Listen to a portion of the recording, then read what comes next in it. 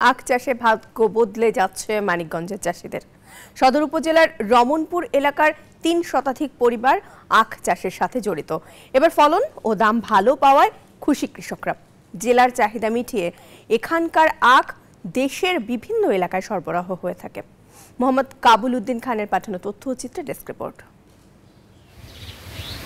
মানিকগঞ্জ সদর উপজেলার ঘিওরের আখের স্বাদে ভিন্নতা থাকায় চাহিদা রয়েছে দেশ জুড়ে। বর্ষার শেষে জমিতে কোনো ফসল না থাকায় বিকল্প হিসেবে আখ চাষ করে থাকেন কৃষকরা।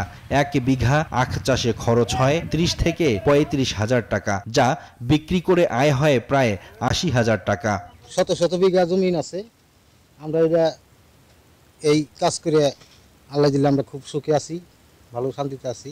ঈশ্বরদী, ধুলি, কাজলা, মিশ্রিমালা এই চাষ করি আমরা। একটা পিসে আমাদের ৩ টাকা করে দেয়। তো এই ৩ টাকা করে দিলে আমাদের হাজারে ৩,০০০ টাকা আসে। তো আমরা এইভাবে কাজ করি। সাধারণত ঈশ্বরদী, বোম্বাই মিশ্রিমালা, ২৭, কাজলি সহ বিভিন্ন জাতের আখের আবাদ হয়ে থাকে। এখানকার আখ জেলার চাহিদা মিটিয়ে দেশের বিভিন্ন এলাকায় সরবরাহ হয়ে থাকে। খেত ধরে কিনি, লেবার দিয়ে কাটে ঢাকা, এখান থেকে গাড়িতে উঠে ঢাকা নেই। এখন মনে করেন যে অন্য বছরের চেয়ে এবার লাস্টে আমাকে একটু ভালো যাইতেছে দিনকাল। এটা ২২ টাকা কিনা, ২৩ টাকা কিনা, ২৫ টাকা পড়বে আর কি। বেশি বিক্রি আছে এটা ৫০, ৪০, ৬০। মানিকগঞ্জের মাটি আখ আবাদের জন্য খুবই উপযোগী। দিন দিন কৃষকরা আখ চাষের দিকে ঝুঁকছে বলে জানান কৃষি কর্মকর্তা। জেলায় এবছর ৫.৫ হেক্টর জমিতে আখ চাষ হয়েছে।